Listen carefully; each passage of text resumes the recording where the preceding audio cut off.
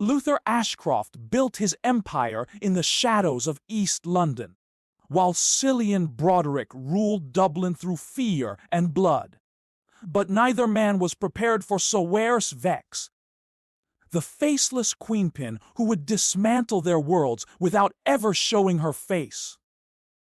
In the heart of East London, a man named Luther Ashcroft carved his name into the underworld like a blade into soft wood.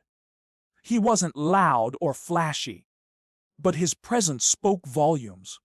Cold, calculating, and always 5 steps ahead, Luther didn't rise from the slums like most gang leaders.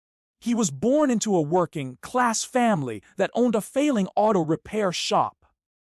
At 17, he discovered that stolen engines sold faster than repaired ones.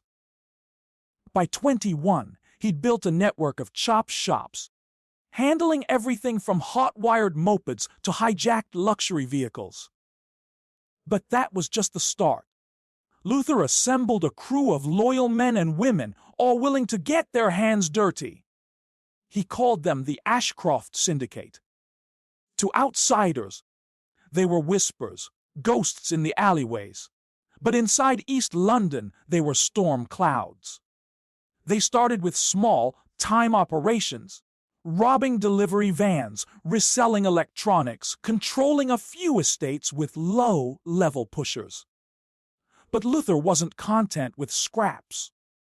He saw a future in the cracks of the system, in the places police didn't patrol often enough and politicians didn't care about. He exploited every inch of that gray area. Across the Irish Sea, in the city of Dublin, a different kind of beast was rising. Cillian Broderick wasn't subtle like Luther. He was pure brutality dressed in sharp suits. Born in Kilmainham and raised by a known enforcer, Cillian didn't know softness.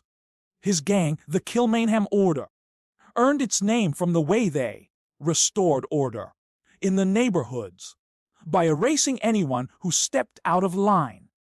Dealers, snitches, rivals, even civilians who refused to pay protection fees, all vanished under Cillian's rule. Cillian's dominance in Dublin began with heroin, but soon included extortion, armed robberies, and smuggling contraband through Irish ports. His control over dock workers allowed him to move massive shipments without detection. He bought silence with fear. Where Luther bribed police quietly, Cillian publicly threatened them. He burned a patrol car outside a Garda station just to send a message. People said he once mailed a live snake to a judge's home after a conviction went the wrong way. Despite their different styles, both Luther and Cillian had something in common: timing. By the late 2010s, both the UK and Ireland were struggling to keep up with organized crime. Police departments were underfunded, and border controls were chaotic. With Brexit, scrambling systems, and increasing movement of illicit goods, both men saw opportunity. What they didn't see yet was each other. The Ashcroft Syndicate grew faster than anyone expected. Luther brought in his cousin Daxon Ward, a former street racer with a mind for logistics.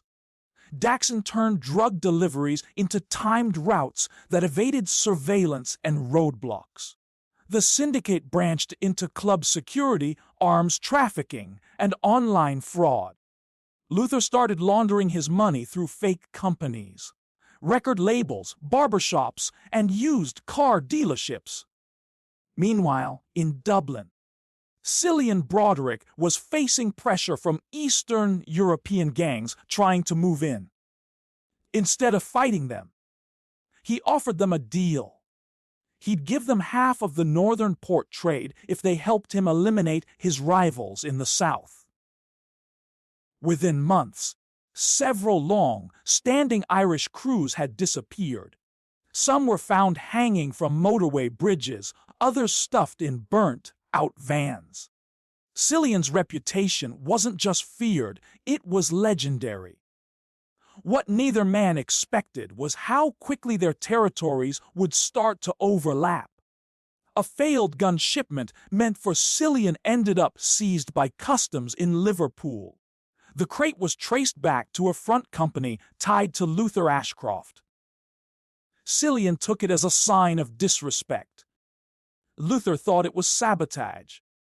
In reality, the mix-up was caused by a third party, an emerging player no one knew yet. The first cracks between the two empires had formed, but both men dismissed it as bad luck. Neither realized they were standing on the edge of something much bigger.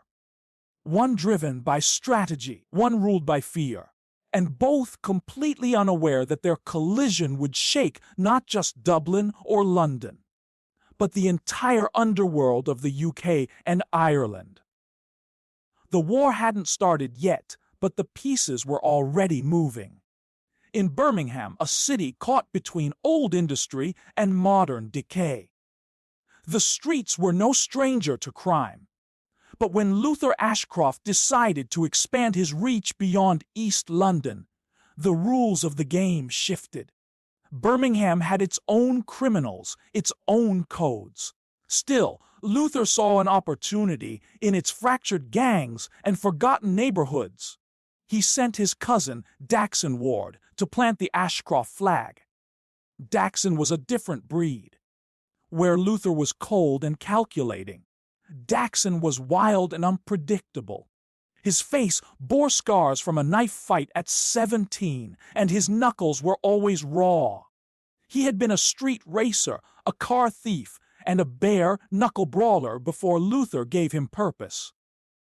In Birmingham, Daxon quickly made his presence known. He took over 2 nightclubs and turned them into drug hubs. He bought off local police, paid cash for silence, and used intimidation when money failed. Within 3 months, he was moving heroin and firearms through the city at a rate no one had seen before. But Daxon's aggression didn't go unnoticed. His rapid rise threatened the territory of Rhys Razor Doyle, a once prominent gangster who had faded into the background after a failed cocaine deal years earlier. Rhys had reinvented himself as a low-profile leader of a small but loyal crew. They controlled a few estates and ran numbers games, protection rackets, and cocaine distribution. When Daxon's people started poaching customers and muscle from Rhys's zones, it sparked something violent in the older man. Rhys launched a series of silent attacks. A Syndicate's stash house was firebombed. 2 of Daxon's men were found shot execution style, their phones crushed to prevent tracking. Daxon responded with brute force. He raided Rhys's warehouse, beat one of his lieutenants with a crowbar, and left him tied to a lamppost as a warning. The city descended into chaos. Daylight shootings, arson attacks on homes. Even children weren't spared from the fear that flooded the streets. Local media blamed gang violence, but no one knew how deeply organized the war had become. It was no longer just about Birmingham. This was personal for Daxon. Rhys had tried to end him publicly, and Daxon wanted blood. One night, Rhys made his boldest move yet. A car bomb was planted beneath Daxon's favorite Mercedes, parked outside a kebab shop he frequented. The device was timed to explode when the engine started. But fate intervened. A homeless man scavenging for cans set off the motion sensor early. The explosion tore through the street, killing the man instantly and injuring 3 bystanders. Daxon survived only because he was still inside the shop, arguing with the owner over undercooked chicken. The attack changed him. Half of his face was burned by shattered glass. His hearing never fully returned. He stopped appearing in public. Rumors spread that he had gone mad, that he'd become a recluse, operating only in the shadows. But behind the scenes, Daxon was plotting something far worse than anyone expected. Instead of retaliating immediately, he disappeared from Birmingham's streets. His enemies relaxed, thinking he was finished. But Daxon used that time to build something new. A secret crew of younger, hungrier criminals loyal only to him. He recruited ex-prisoners, debt-ridden enforcers, and violent drifters. He promised them power, money, and chaos. All they had to do was follow orders and keep silent. Meanwhile, Luther Ashcroft grew increasingly frustrated. From London, he watched the violence unfold and the profits drop. Daxon refused to step down or take advice. Their relationship fractured. For the first time, the Ashcroft Syndicate showed cracks. Rhys Doyle, unaware of Daxon's rebirth, believed he had won. He threw parties, took selfies with grime rappers, and declared Birmingham his once again. But victory made him sloppy. One evening, after leaving a club in Digbeth, his car was boxed in by 4 motorcycles. The next morning, his body was found slumped behind the wheel, riddled with bullets, his hands missing. It was Daxon's message. The war wasn't over. It had only just evolved. Birmingham would never be the same, and neither would the Ashcroft Syndicate. In the crumbling outskirts of Dublin, a new force was beginning to rise. One that didn't look like a traditional gang and didn't follow the old rules. They called themselves the Emerald Network. No colors, no tags, no street-level dealers shouting names on corners. Instead, they operated through encrypted chats, stolen devices, and dark web marketplaces. The woman behind it all was a mystery to everyone, known only by her alias Saoirse Vex. No one knew where she came from. Some said she had worked in cybersecurity before vanishing off the grid. Others believed she was ex-military. All that was certain was that she moved in silence and left destruction in her path. Her organization ran like a machine. They hijacked cargo shipments, cloned credit cards, and hacked government records. But what made her truly dangerous was her ability to erase her trail. There were no pictures, no fingerprints, not even a confirmed real name. Just a digital ghost leading an army of shadows. Cillian Broderick, still ruling Dublin with brutality, didn't take kindly to ghosts. He saw the Emerald Network's quiet rise as a direct insult. His own empire, the Kilmainham Order, had ruled the city's underworld for nearly a decade. No one dared challenge his reach. Until now, small portions of his heroin shipments began to vanish. His safe houses were raided without a sound. His encrypted texts were leaked onto anonymous forums. He thought it was law enforcement. But it wasn't. It was Saoirse. Determined to crush the network before they grew stronger, Cillian sent his most loyal enforcer, Muireann Kavanagh, to hunt them down. Muireann was known for her loyalty and cruelty. She'd buried more bodies than most hitmen in Dublin. If anyone could find the cracks in a digital empire, it was her. She began by targeting low-level tech dealers and questioning known hackers tied to stolen SIM cards. For weeks, she made progress. She traced a shipment of smart weapons to a fake import company run by the network. She arrested 2 couriers. But then she disappeared. The last known sighting of Muireann was in Belfast, entering a warehouse near the harbor with 2 armed men. Hours later, the building caught fire. Firefighters found no bodies, but days later, a package arrived at the Kilmainham Order's headquarters. Inside was a phone playing grainy CCTV footage. Muireann, bruised and bound, was dragged into a dark room. She screamed, and then the screen cut to black. The phone was wrapped in a bloodied scarf, and tucked inside the package was a human finger with a ring that belonged to Muren. The message was clear. Saoirse Vex wasn't afraid of Cillian Broderick. Shock turned to fury. Cillian placed a bounty on Vex's head. 50,000 euros for any confirmed sighting. But no one came forward. She had no street presence, no visible crew. Only a network of hidden actors who communicated through burner phones and encrypted apps. The city's criminals began to grow nervous. Some left Dublin entirely. Others tried to switch sides, offering their services to the network in hopes of protection. What Cillian failed to see was that the Emerald Network wasn't just a gang. It was a movement. It appealed to the younger generation, the ones who didn't respect the old gang rules. It gave them power through information, not intimidation. It replaced fear with control. As pressure mounted, Cillian made a desperate move. He reached out to Luther Ashcroft in London.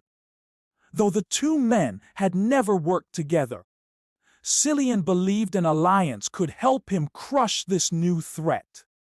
He proposed a cross-border operation. Guns and muscle from the Ashcroft Syndicate in exchange for shared profits and distribution control. Luther, intrigued by the mysterious network, agreed to meet. But Saoirse Vex was already watching. She had intercepted their messages. She knew the meeting time, the location, and even the escape plans. She allowed the meeting to proceed, knowing it would bring two empires into one room. She wasn't ready to destroy them yet. She wanted to own them first. Dublin was changing, and the old king was no longer untouchable. The game had shifted from fists and firepower to silence and surveillance. And Saoirse Vex was playing to win. In the industrial backstreets of South London, hidden behind a crumbling warehouse near the Thames, the meeting between Luther Ashcroft and Cillian Broderick was arranged under tight security. No phones, no trackers, no loose ends. For both men, the stakes were high. Luther had watched his cousin Daxon turn Birmingham into a war zone. Cillian had suffered a blow no one expected. The loss of Muren Kavanagh and the rise of the invisible threat known as the Emerald Network.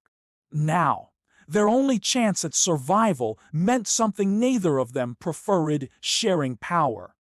The deal was brutal and simple. Luther would provide arms. Firearms stolen from military convoys, explosives sourced from corrupt Eastern European suppliers, and cutting-edge weaponry stolen from tech labs. Cillian would distribute those weapons across Ireland, blending them into his heroin supply routes, sending them as silent companions with every brick of narcotics. In return, both men would gain wider territory, more control, and the ability to crush any resistance. But something felt off. Cillian noticed that the warehouse chosen for the meeting had too many exits, too many blind spots. Luther, always alert, sensed that their movements had been followed despite their best efforts. Unknown to them, Saoirse Vex had already laid her trap. Using hijacked surveillance cameras and a planted courier, she had orchestrated every detail. She knew they'd meet. She knew they'd trust no one but themselves. And she planned to make them pay for that arrogance. The meeting lasted less than 15 minutes. There were no pleasantries, no agreements on paper. Everything was spoken in code. With glances and gestures, the weapons had already been shipped. The drugs were already on their way. The deal was done. As they prepared to leave, the sound of engines echoed in the distance. At first, they thought it was routine noise from nearby traffic. Then came the scream of tires and the flash of masked figures emerging from two black vans.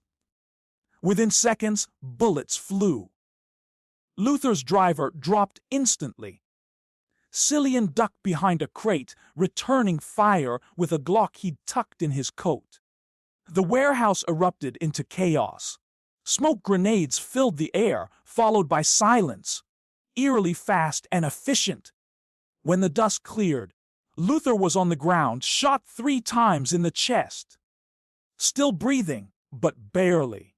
Cillian was gone, taken in the confusion, dragged into one of the vans. His guards were either dead or missing.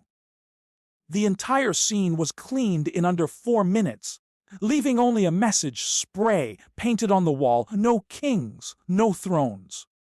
Just Vex, a news of the attack spread quickly through the criminal underworld. Both syndicates were shaken.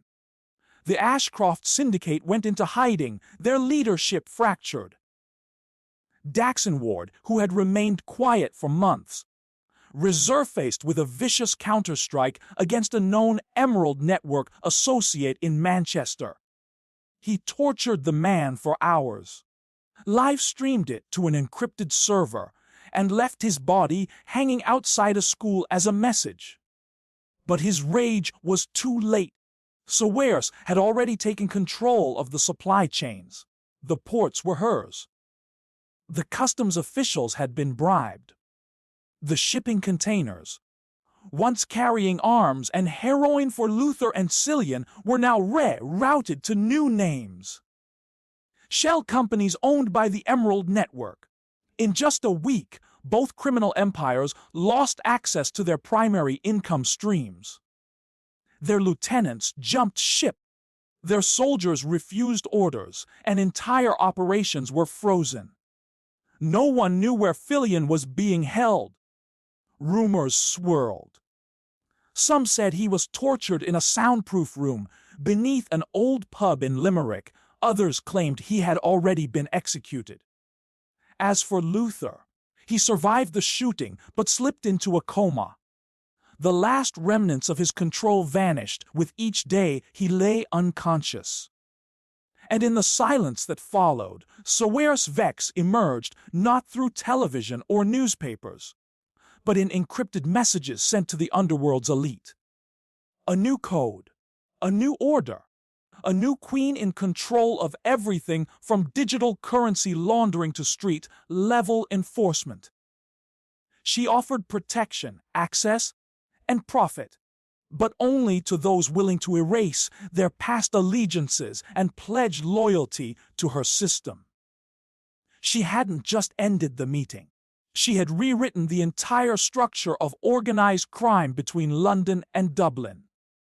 No longer a ghost, Saoirse Vex had made herself the architect of a new empire, one built from the ruins of the 2 most feared gangs in the UK and Ireland.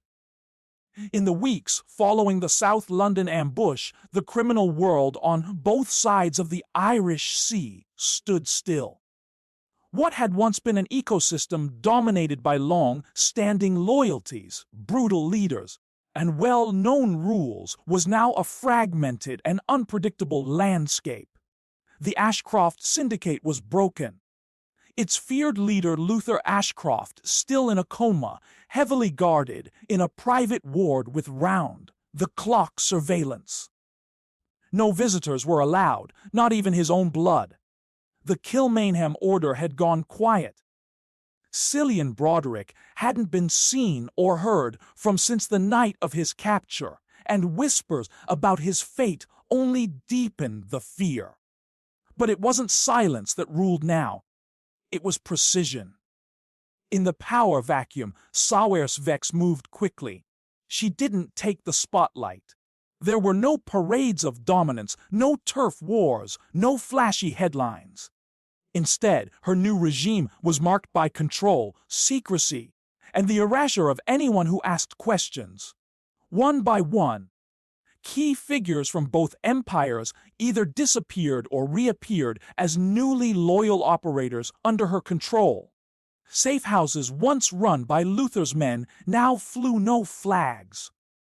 Distribution lines previously guarded by Cillian soldiers were now automated, monitored by anonymous systems and rotating couriers who had no idea who they were truly working for.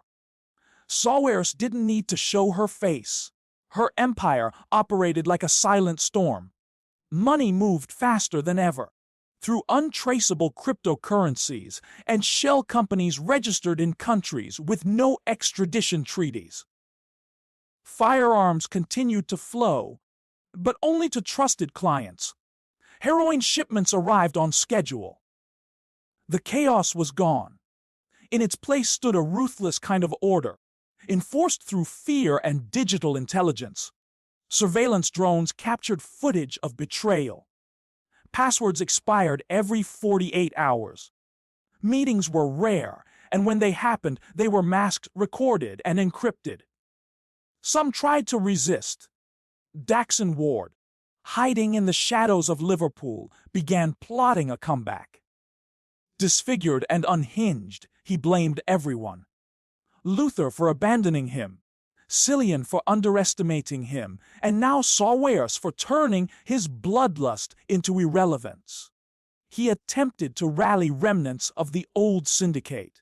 He even aligned with a Polish arms dealer and orchestrated a plan to assassinate one of Saoirse's logistics coordinators. The hit was clean. The target eliminated. For a brief moment, it looked like resistance might grow. But then Daxon's own crew began to vanish. One was found in a canal, bound with copper wire. Another was discovered hanging upside down from a bridge, a USB drive shoved in his mouth containing all of Daxon's encrypted communications. Finally, Daxon himself was found dead inside a refrigerated shipping container at the docks. His throat was cut so deep it nearly separated his head from his spine. On his chest, carved in a clean, deliberate line, were the words, "No kings in her kingdom." The message couldn't be clearer. Saoirse Vex didn't share power. She absorbed it, weaponized it, and then erased the source. The old empires were now only spoken of in past tense. The Ashcroft Syndicate, once feared across London, was nothing more than a shattered name clung to by a few aimless soldiers. The Kilmainham order, which had ruled Dublin with an iron fist, had been swallowed whole. Its remaining members either vanished, fled the country, or submitted to the new regime. In their place, a faceless, borderless syndicate emerged, operating under Saoirse's command. It had no official name. It didn't need one. It was known by behavior: ruthlessness without noise, business without loyalty, results without compromise. Across Europe, authorities found it impossible to pin anything on her or her operatives. She had no fingerprints, no traceable finances, no legal identity. Even her voice was digitally modified in intercepted calls. She had removed herself from the equation entirely, yet controlled every piece of it. And still, no one knew what she looked like. There were no photos, no confirmed witnesses. Only her work. Only her legacy. From Dublin to London. The crime world had been reshaped not by the loudest, not by the bloodiest, but by the most invisible. Saoirse Vex didn't become the most powerful figure in organized crime by stepping into the spotlight. She became untouchable by staying in the dark,